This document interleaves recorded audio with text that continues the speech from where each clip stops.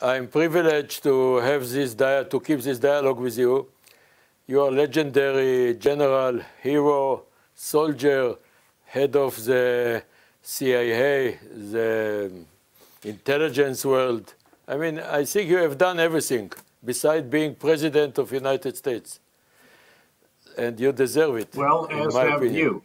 And it's a pleasure to be with you. Thank you very much. So I would like to focus with you on Iran. Iran is a major threat, almost existential threat to the national security of Israel. What is your opinion? How can we tackle with this threat? From U.S. point of view, and if you can recommend us from Israel point of view, because you know you have covered all areas. Well, first, let's start by always recalling what it is that Iran wants to do and wants to achieve. It clearly wants to establish hegemony over the Shia Crescent, that stretch of land, if you will, that runs from Iran through Iraq, through Syria, and then down into southern Lebanon and Hezbollah. It would like to Lebanonize some of the other countries in the same way that it Lebanonized Iraq. And by that, I mean that it has achieved enormous muscle on the street in Lebanon, and then also, of course, a very substantial amount of power in the parliament to where they have at least veto power, if not more, as we have seen in recent years in particular.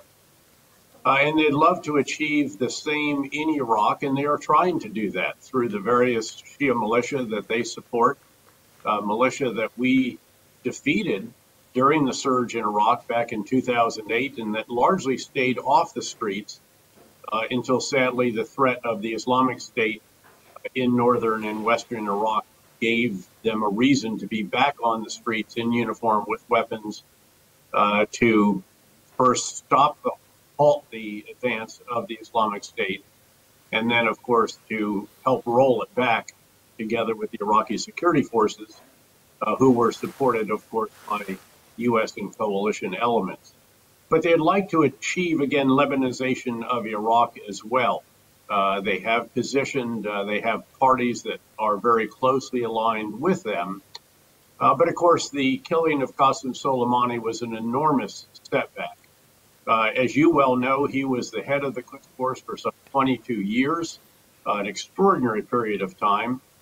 He really had taken on importance, perhaps second only to the supreme leader in Iran, certainly when it came to regional foreign policy. You may recall me recounting in the past the message that he sent to me during the Battle of Basra in March and April of 2008, a message through the president then of Iraq. And it said, "General Petraeus, you should know that I, Qasem Soleimani, control the policy for Iran when it comes to Iraq and also to Syria, Lebanon, Afghanistan, and Gaza." And so this, again, this statement of the kind of power that he had, that meant that he was not just the equivalent of the director of the CIA for Iran, not just the equivalent of the U.S. Central Command commander and the Joint Special Operations commander, but also essentially the most important regional envoy, the one determining the policy. Essentially, he was saying, don't pay any attention to those folks from the Ministry of Foreign Affairs. You should have dialogue with me. And so his killing was an enormous setback to Iran. And I would contend that it also helped to reestablish a considerable degree of deterrence, at least of direct Iranian action against U.S. coalition and other forces in that region after we had not taken significant action in response to the hijacking of ships, the downing of a $130 million American drone, and the strikes on the Abqaiq oil facility in eastern Saudi Arabia that took out about 5% of the world's oil production capacity. So again, they have wanted to achieve this degree of hegemony, and clearly it is not in the interest of either of our two countries or the interests of our Gulf state partners to allow them to do that. They also, of course, have sought to develop nuclear weapons and the means to deliver them, along with, of course, also ever more accurate and long-range missile capabilities, and indeed these malign activities that I've described, the support for militias in not just in Lebanon, but also in Iraq and Syria, to a degree in Yemen and in other places in the Gulf region as well. So that is what they have sought to do. And it is very, very worrisome for all the countries in the region, and also, of course, the United States and our partners in Israel. And what we can do, of course, is to seek to constrain their ability to achieve what it is that they want, especially that which is so threatening, which, of course, is the nuclear capability. Now, one can argue about the merits and demerits of the nuclear deal. You may recall that the chief of staff of the IDF at the time that it was signed said that that deal actually made Israel more safe for 10 years. And of course, that highlights the shortcomings. I think there's no disputing that getting rid of all the medium enriched uranium was good. Getting rid of 99% of the low enriched uranium was positive. Reducing the number of centrifuges that were spinning was also reassuring. Eliminating the path to a plutonium bomb was positive. And so there were features of that agreement that I think were indisputably positive, but there were also features that I think were indisputably worrisome. And these had to do with the end dates for the various restrictions on the program. And of course, in the intervening years, we are now closer to those end dates.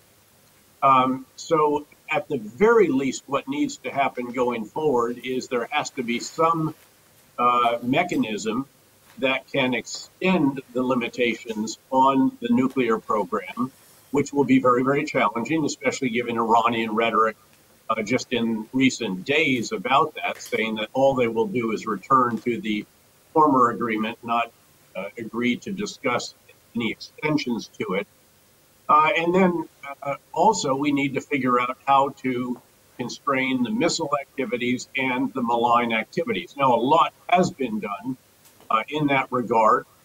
The reimposition of sanctions by the United States and ever tightening those has dramatically reduced the resources available to Iran to do that, has taken probably 2 million barrels per day of Iranian production off global markets, if not even more, and has had a significant impact, of course, on the Iranian economy, the Iranian currency, and so forth.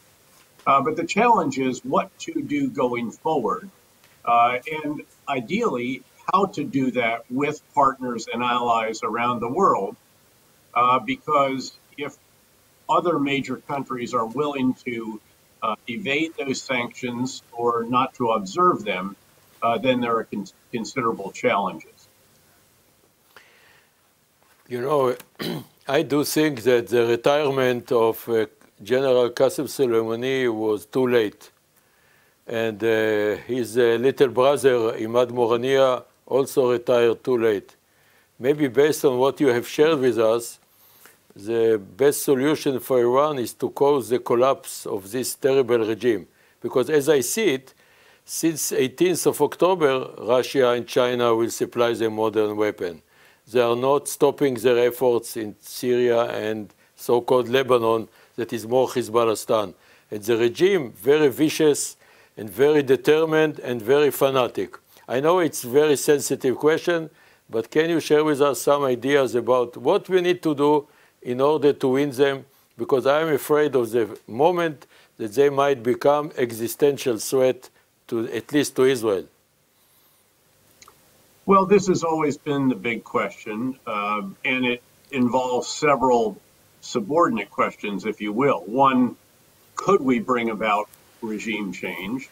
What would that require? And as you well know, we have seen episodes of regime change in this century in a number of different countries, and they have not always turned out the way we would have hoped that they would. Certainly the regime change in Libya is an absolute mess.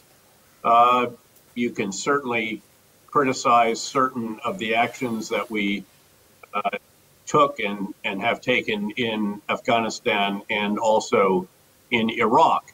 And there are others, of course, as well. So, that decision to roll the iron dice, as Bismarck referred to the decision to go to war, is not one that always has a very clear path as to what will unfold. And the unknowns, I think, are so significant as to give any U.S. administration and other countries' administration pause. It is a different matter to ask about military operations to take out nuclear capabilities. It's publicly known, of course, that when I was the U.S. Central Command commander, there was a plan indeed to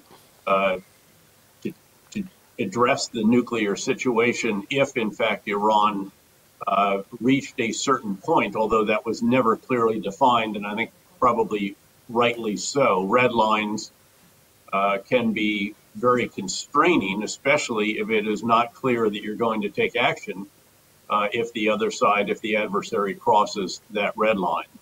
So what I'm laying out here are just the sheer unknowable actions that could result from an effort to bring about regime change, and without any real sense of what it would take to do that. And I am quite skeptical, actually, that leaders around the world and even here would embark on that path unless there were some catalyst, unless there was some action by Iran that was so outrageous that it was clear that there was no alternative to that.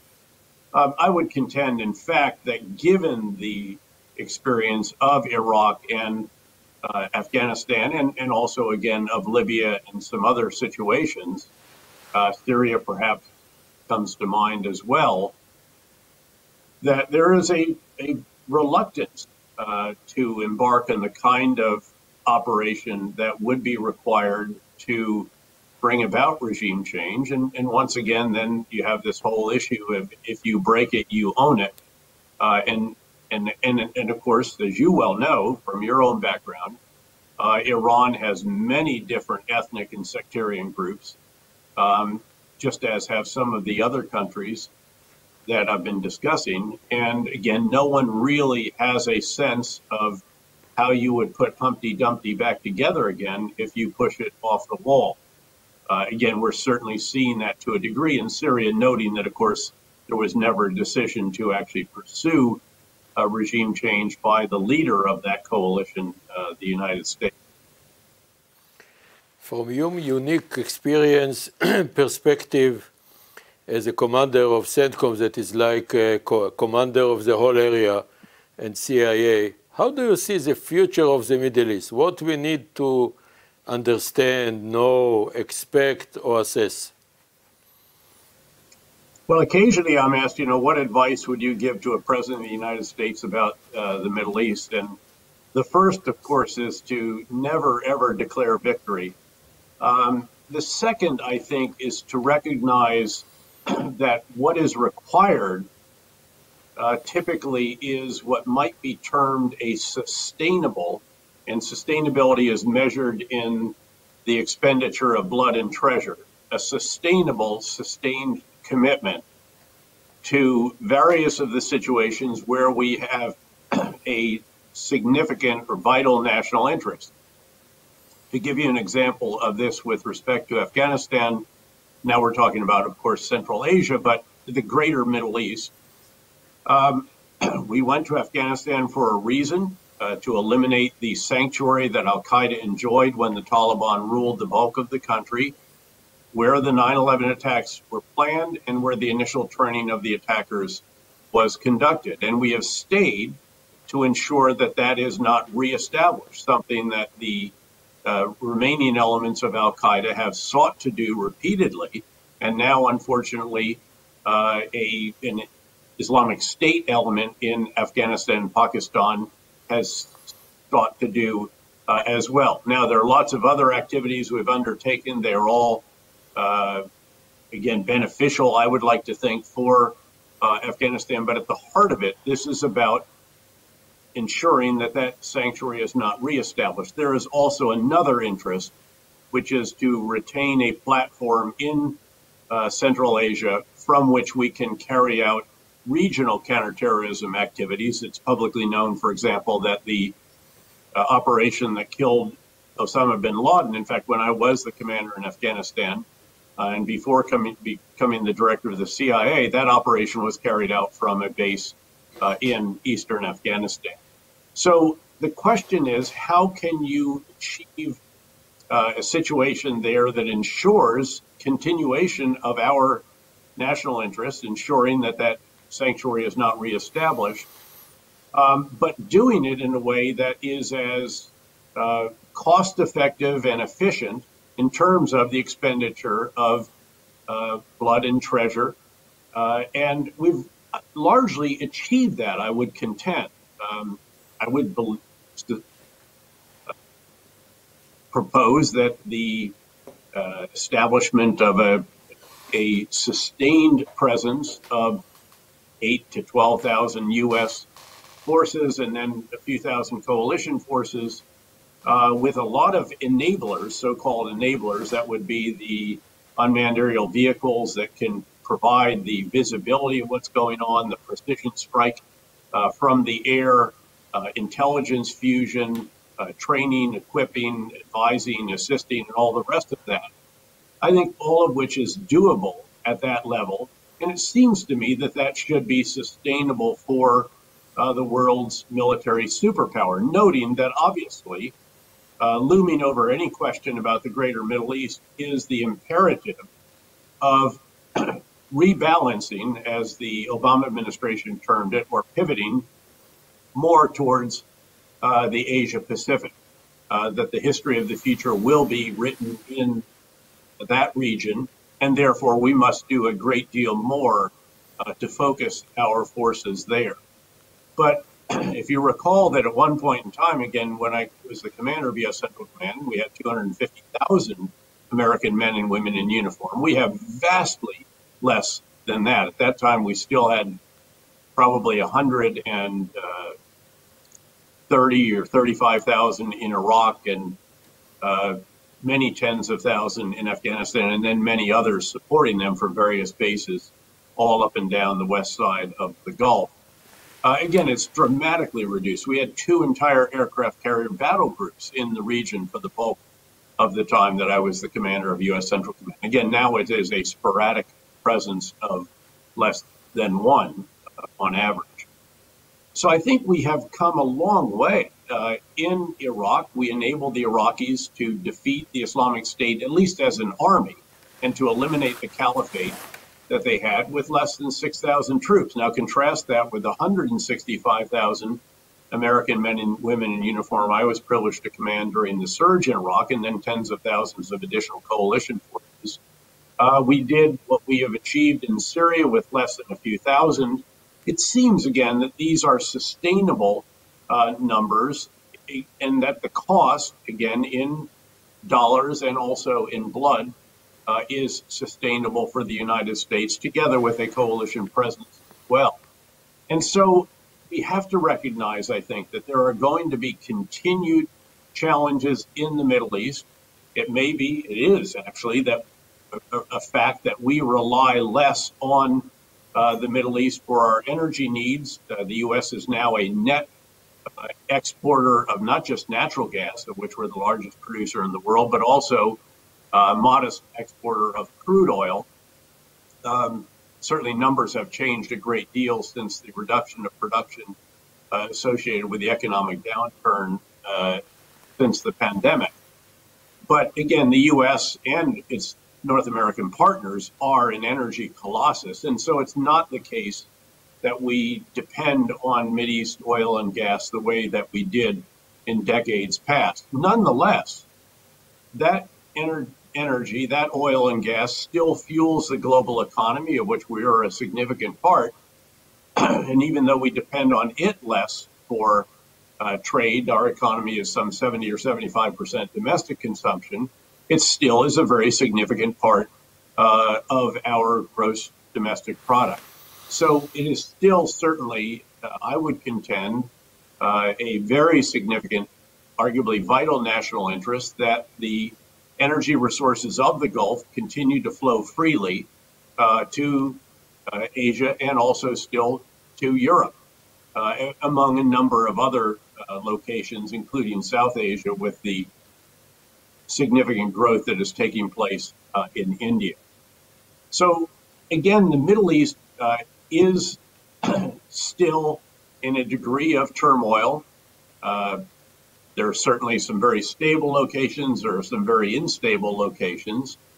It is likely going to stay that way in the years that lie ahead.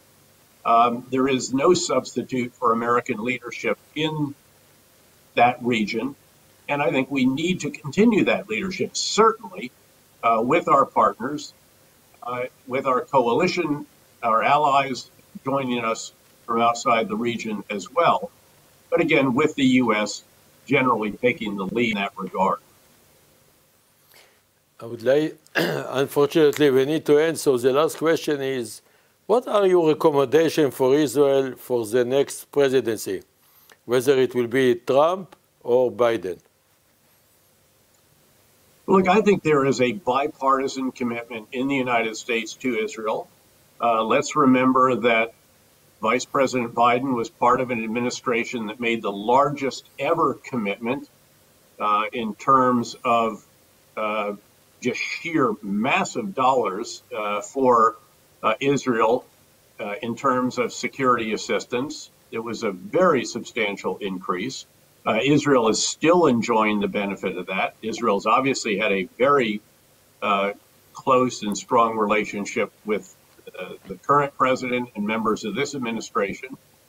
And that has enabled perhaps some of the advances. I think that the agreement between the UAE and Israel is very positive.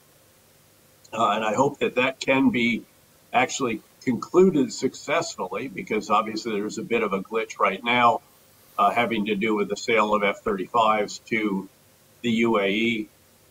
But look, Washington, in a bipartisan fashion, is Israel's best friend, arguably in the world, and certainly the one with the greatest resources. It has always come through in the past. And even, frankly, as you know, Amos, even when there has been friction between leaders of our two countries, the relationships between our militaries and our intelligence organizations have always been just like this. There's never been any daylight. We have always cooperated, coordinated, worked together, and of course brought our very considerable assets from both sides. And Israel has some very, very considerable assets, as is very well known. So again, I think that there can be an assumption that there is always going to be that level of support. The key is obviously to make sure that a step is not taken that causes that to erode. And I think there are certain issues, obviously, you would know well, and the Israeli citizens will know well, that have to be approached with considerable care, and that have to be discussed mutually, and so forth. But I think, again, that recognition exists on both sides. And I think that there is going to be very, very strong support, regardless of what administration is inaugurated in late January. General, thank you very much. It's really good to see you. Excellent to see you. I hope to see you again soon. And thank you again, and all the best. It's always a pleasure and a privilege to be with you, Amos. Thank you. Thank you very much. Thanks for what you have done for your country and for ours. Thank you very much. I really appreciate it. Thank you very much for your time. Thank you.